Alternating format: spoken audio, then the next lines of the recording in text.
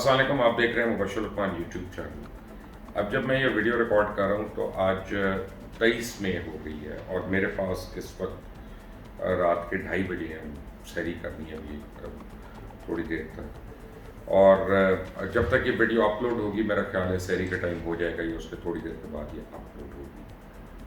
कल 22 तारीख को बहुत ही खौफनाक हादसा हुआ जो एयरबस 320 कराची में जो क्रैश हुआ।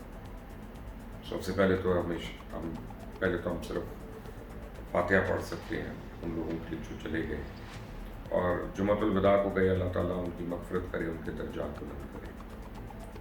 लेकिन फैक्ट ऑफ द मैटर है कि अगर हम लोग कॉम्प्लेसेंट रहें और हक़ाइक़ तक ना पहुँचे तो हम फिर मुजरिम होंगे और हम जुर्म कर रहे होंगे, और हमें ये नहीं करना।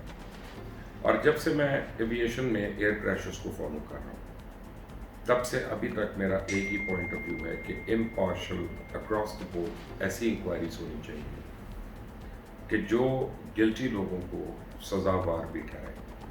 क्योंकि मैं हमेशा ये बिलीव करता हूँ कि जब कोई फ़ज़ाई हादसा होता है तो वो वन ऑफ इंसिडेंट नहीं होता, there is a series of incidents और एक्सीडेंट्स बिहाइंड। अब कल तक जो मैंने आपको रिपोर्ट दी थी वो तो एक इनिशियल फाइंडिंग थी, और उसमें मैंने सिविल एविएशन को मैंने बहुत ब्लेम डाला था। अब आहिस्ता आहिस्ता और रिपोर्ट्स आती हैं हमें और मज़ीद इन्फॉर्मेशन आती है अपनी इंडिविजुअल सोर्सेज से, क्योंकि अभी तक PIA इसके ऊपर बिल्कुल चुप करके बैठा हुआ है और PIA इस पर बिल्कुल बात नहीं कर रहा, सिवाय इसके कि जो प्रोटोकॉल्स हैं हम उनके तहत इंक्वायरी कर रहे हैं, ये कर रहे हैं, उसके बाद बताएंगे। विच may be the right attitude also, क्योंकि बहुत बड़ा हादसा है, कोई छोटी चीज़ नहीं है। और इसमें मैं इसीलिए कल भी मैंने यही जोर दिया था कि इसमें एयरबस इंडस्ट्रीज भी, इसमें ISF भी, इसमें 320 के इंजीनियर्स वगैरह और वो पायलट्स जिन्होंने 320 को फ्लाई किया है उन सबको ऑन बोर्ड होना चाहिए इस इंक्वायरी कमीशन में, मासवाए उन लोगों के कि जो एडमिनिस्ट्रेटिवली या उस तरह के फैसले कर रहे हैं। लेकिन अब जो कुछ बातें हमारे सामने आई हैं तो सिविल एविएशन के अलावा वो कहते हैं ना कि जी ताली तो दोनों हाथ से बचती है। ये तो हो सकता है कि सड़क पे जब एक्सीडेंट हो तो 1% एक गाड़ी का कसूर हो और 99% दूसरी गाड़ी का कसूर हो, लेकिन कसूर तो फिर दोनों का है। अच्छा, एयरक्राफ्ट की जो डिटेल्स हैं उसकी सारी इक्विपमेंट के उसकी वो तो हमें पता चलेगा जब ब्लैक बॉक्स की फाइंडिंग के बाद एयरबस इंडस्ट्रीज जो हैं वो उसके ऊपर हमें कोई हतमी किस्म की बात बताते हैं, तो फिर हम जो है उसके ऊपर पहुँचेंगे कि जी एयरक्राफ्ट में क्या फ्लॉ हो गया था, क्या फॉल्ट हो गया था। लेकिन अब आई विटनेसेस भी कुछ मिल रहे हैं जो वहाँ पे थे। कुछ लोगों ने तो वीडियोस भी बनाई जहाज़ के नीचे जाते हुए, वो वीडियोस उन्होंने शेयर भी की हर जगह। अच्छा, जब आप उन वीडियोस को स्टिल करके देखते हैं और ATC की आप गुफ्तगू और पायलट की गुफ्तगू दोबारा सुनते हैं तो फिर बड़ी स्टार्टलिंग किस्म की रेवलेशंस उसमें भी होती हैं। अच्छा, अब वो क्या हो रहा है कि देखें 3500 फुट की बुलंदी पे ये प्लेन आ रहा है, 320 जो है कराची को अप्रोच कर रहा है। अच्छा, अब मैं टिपिकल जो बातें कुछ करने लगा हूँ, ये जो पायलट्स हैं उनको फ़ौरन समझ आ जाएगी, जो एरोनॉटिकल इंजीनियर हैं उनको समझ आ जाएगी, जो एविएशन एंथुजियास्ट्स हैं उनको समझ आ जाएगी।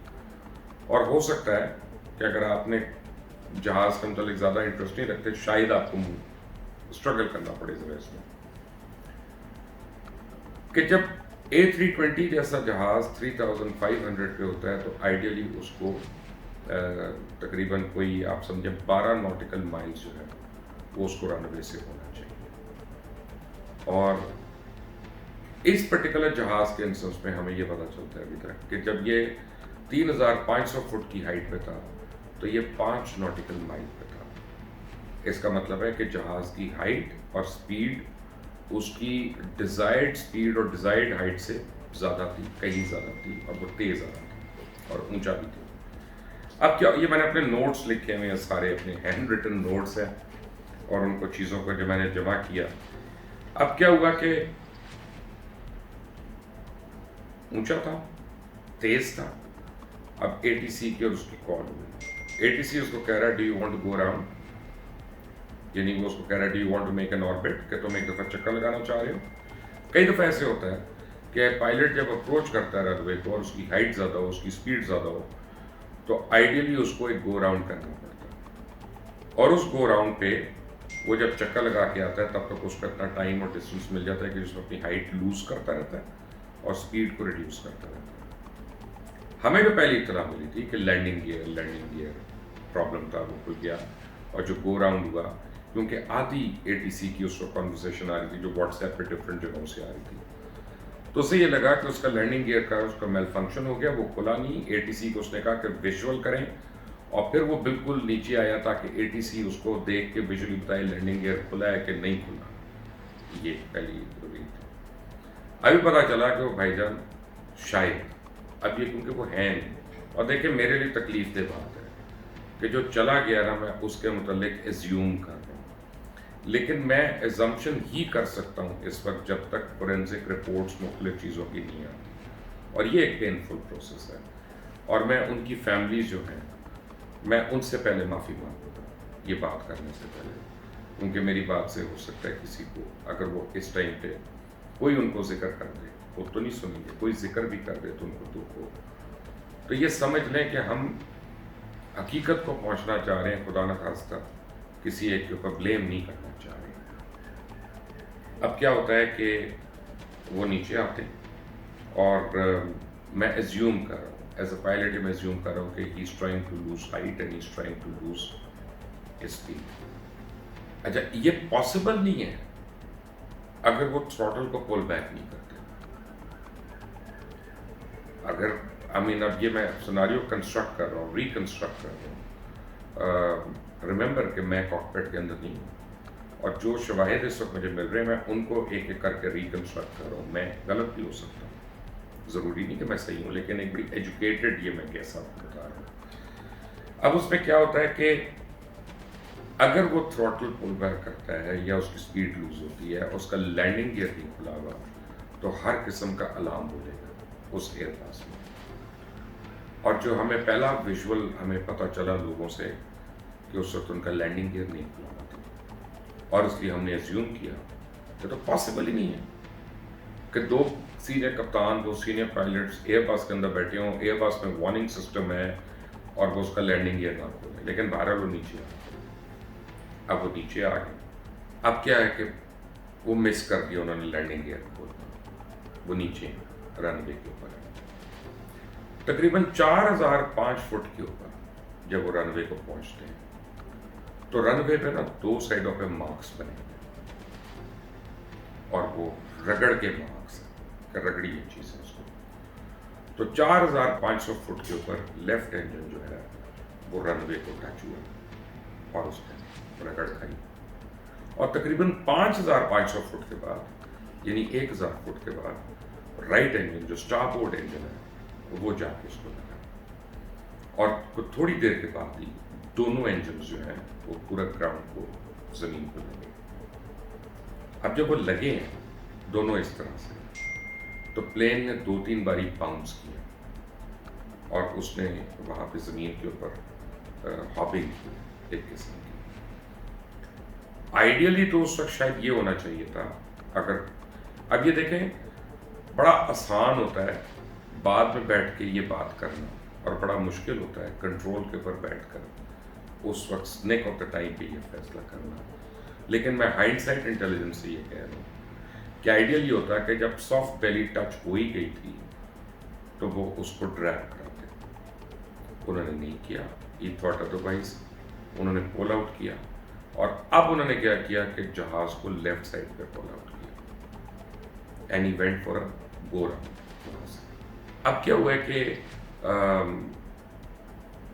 انہوں نے پائلٹ نے دوبارہ آ کے تقریباً 2500 فیٹ کا ایک الٹیٹیوڈ گین کیا اور وہ وہاں پہ آئے ہیں اور لینڈنگ گیئر کھلا اور لینڈنگ گیئر کھل گیا. اور جب ہم فائنل پکچرز جب آئیں گے تو اس میں لینڈنگ گیئر ان کا کھلا ہوا اور وہ it came down perfectly fine. لیکن اس وقت وہ پائلٹ جو ہے نا وہ constantly he was losing thrust, constantly he was losing thrust, کیونکہ دونوں انجن جو تھے وہ زمین پہ لگنے کی وجہ سے شاید ڈیمیج ہو گئے تھے, اور ان میں جتنی بھی پاور ان کو مل رہی تھی نا وہ ریم ایئر انٹیک سے مل رہی تھی وہاں پہ. اب اگر آپ پائلٹ ہیں یا آپ انجینئر ہیں تو آپ کو سمجھ آ جائے گی کہ میں کیا بات کہہ رہا ہوں. بٹ جو ڈیزائرڈ تھرسٹ تھی وہ نہیں ملی because engines had lost power by that time اور they started to lose power at the same time.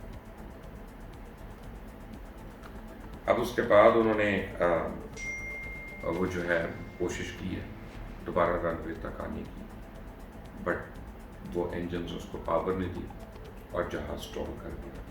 اور پھر اینڈ آپ کو پتا ہے. دیکھیں یہاں پہ دو چار بڑی اہم باتیں جو میں نے آپ کو کل بھی بات کی تھی کہ there is always a series of events behind such incidents. اس میں پی آئی اے کی مینٹیننس کی, ان کی جو انجینئرز ہیں ان کی بھی فالٹس ہیں یا ہو سکتی ہیں, پائلٹس کی بھی ایررز ہو سکتے ہیں, سول ایویشن کی بھی بلنڈرز ہو سکتے ہیں, اور پورا ایک چین آف کمانڈ جو ہے اس کے اندر کہیں نہ کہیں لوپ ہولز آ سکتے ہیں, گرے ایریاز ہو سکتے ہیں. لیکن اب وقت آ گیا کہ پاکستان کے لوگ جو ہیں ان کو صحیح انفارمیشن ملے اور پاکستان کے لوگوں کو صحیح بات پتہ چلے. میں کنونسڈ ہوں کہ سول ایویشن کے جو بلنڈرز ہیں میں کہ اس کی وجہ بتاتا ہوں. ہم نے خود بہت سے پائلٹس کو ہم نے یعنی ایکسپوز کیا, اور پی آئی اے کے بے انتہا لاتعداد انجینئرس کو, ٹیکنیشینس کو اور سینسٹیو پوائنٹس پہ کام کرنے والوں کو ایکسپوز کیا کہ جن کی ڈگریز جعلی تھی. اور جب ان جعلی ڈگری والوں کے خلاف کرو پروگرام تو وہ کورٹ پہ چلے جاتے ہیں کہ یہ ہے, وہ اسٹے مل جاتا ہے. جب ان کے خلاف انتظامیہ کرے تو وہ اسٹے لے لیتے ہیں. ٹھیک ہے جی, ہو گیا. جب سارے جو ہے نا بحث کرتے ہیں اس کے اوپر کہ اگر میں پائلٹ ہوں فرض کریں اور میں جعلی ڈگری سے میں نے جعلی لکھایا ایف اے ہوں یا بی اے ہوں اور میں نے لائسنس کے لیے اپلائی کر دیا اور وہ لائسنس مجھے مل گیا, تو میری فلائنگ کا اس سے تعلق نہیں ہے. فلائنگ مجھے شاید آتی ہے لیکن کیریکٹر کا تعلق ہو جاتا ہے. اور جب آپ جھوٹ بول کے ڈگریاں لیتے ہیں تو بیسیکلی آپ اپنے ایک فلا آف دا کیریکٹر دکھا رہے ہوتے ہیں. اور یہ میں اس جہاز کے متعلق بات نہیں کر رہا, میں اس جہاز کے کرو کے متعلق خدا نخواستہ بات نہیں کر رہا, میں ایک جنرل میں بات کر رہا ہوں. سول ایویشن میں بھی ایسا ہی ہے اور جگہوں پہ بھی ایسا ہی ہے. کتنے کریش اور ہم نے کرا. اب یہ ضروری ہے کہ اس کی جو انویسٹیگیشن ہے نا وہ منسٹری آف ڈیفینس کرے, کیونکہ اس میں سول ایویشن کو تک پارٹی بنتی ہوئی ہے. اس میں اے ٹی سی انوالو ہو گیا ہوا ہے. اس میں پائلٹ ایرر جو ہے وہ بظاہر نظر آ رہا ہے کہ اب کسی نے مجھے پوچھا کہ پائلٹ نے ایسا کیوں کیا. میں اس کپتان کو جانتا ہوں, گل صاحب کو, اللہ ان کے درجات بلند کرے. بہت ہی قابل آدمی تھے, بہت ہی ایس او پیز پہ چلنے والے آدمی تھے. There is only one thing I can think of, کیونکہ وہ بڑے نمازی آدمی تھے, پرہیزگار آدمی تھے, تو انہوں نے روزہ رکھا ہوا تھا. میں فرسٹ آفیسر کو نہیں جانتا, میں زیوم کروں کہ وہ بھی روزے سے تھے. اور آپ کو بتاؤں کہ مذہب کو ایک لمحے کے لیے ذرا سا الگ رکھیں, لیکن جب آپ روزے کے ساتھ فلائٹس کر رہے ہوتے ہیں تو وہ شاید اتنی اچھی بات نہیں ہے جتنا ہم سمجھتے ہیں, کیونکہ آپ اپنی نہیں دوسروں کی زندگیوں کے ساتھ بھی کھیل رہے ہوتے ہیں. اور وہ جو چند سیکنڈ آپ کے رسپانسز دوپہر کے ٹائم پہ سلو ہوتے ہیں, آپ کا شوگر لیول جب ڈاؤن ہوتا ہے, وہ چند سیکنڈ جو ہے they can make the life and death difference. They can make the difference کہ لینڈنگ گیئر کھلا ہے کہ نہیں کھلا, کہ بیلی ٹچ ہو رہی ہے کہ نہیں ہو رہی ہے. وہ دو سیکنڈ کا جو ڈیلے ہے وہی لائف اور ڈیتھ میں بن جاتا ہے. اب یہاں پہ یہ دیکھنا ہے کہ ایس او پی کیا, یہاں پہ دیکھنا ہے کہ ریگولیٹرز جو ہیں انہوں نے پائلٹس کی فٹیگ فیکٹر کے اوپر کیا کیا ہوا ہے. اور اگر پائلٹس 18 گھنٹے فلائی کر رہے ہیں, 19 گھنٹے فلائی کر رہے ہیں, تو پھر ان کا فٹیگ فیکٹر ہے. پھر انہوں نے اپنا جا کے کچھ نہ کچھ ہیومن ایرر کرنا ہے. اگر پائلٹس جو ہیں وہ بیک اینڈ فورتھ فلائٹ کر رہے ہیں وداؤٹ پراپر ڈیزگنیٹڈ ریسٹ, تو پھر وہ فٹیگ فیکٹر آتا ہے. جیسے ملتان میں فوکر کے اوپر ہوا تھا کہ جو کیپٹن نے کریش کیا تھا, بیسیکلی ان کا سارا فٹیگ فیکٹر تھا ان کے اوپر. He could not pull up in time, اور وہ ہائی ٹینشن باعث میں جو تھا وہ انٹینگل ہو گیا تھا انفارچونیٹ جہاز. اسی طرح مینجمنٹ جو روسٹرز بناتی ہے وہ کیسے بناتی ہے, اور اسی طرح سول ایویشن جو ہے وہ جو لائسنسز ایشو کرتی ہے, جو A T P L checks ہوتے ہیں, جو سمولیٹر چیکس ہوتے ہیں, وہ کیسے ہوتے ہیں. کئی پائلٹس ہیں جن کو میں جانتا ہوں, ان کی کویسچنیبل ہے, ان کی ریٹنگس کویسچنیبل ہے, ان کے چیکس کویسچنیبل ہیں, ہمیں پتہ ہے کون اپنا ڈائریکٹر فلائٹ سیفٹی سروسز تھا اور اس نے اپنے رشتہ داروں کو کیسے اس نے ایک بیوی کو سالی کو فلاں فلاں کو کیسے اس نے ریٹنگ دلوائی اور وہ بھی نیئر کریش ہو آلموسٹ اللہ نے بچا لیا ورنہ یہ چند مہینے کے اندر دوسرا واقعہ ہوتا.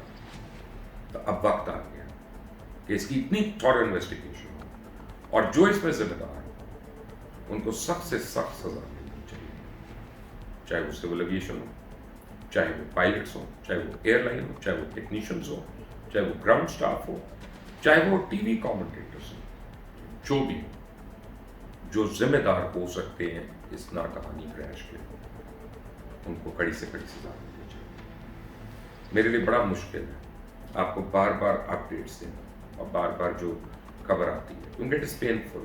آپ لوگ فوت ہو چکے ہیں, لوگ جا چکے ہیں, ان کی بھی تدفین بھی نہیں ہوئی ہے, تو اس سے پہلے یہ باتیں کرنا ذرا سا پینفل بھی ہے. But I want you to know کہ آج سحری کے ٹائم پہ انشاءاللہ آپ بھی اور ہم بھی سارے ان کے لیے دعا کریں گے. ہم تو فی الحال یہ کر سکتے ہیں, لیکن ایک اور چیز جو ہم کر سکتے ہیں کہ ہم سچ کو چھپنے نہ دیں اور سچ کو مرنے نہ دیں. We owe it to them. So let's find out the truth. Thank you for watching Bashir on YouTube channel.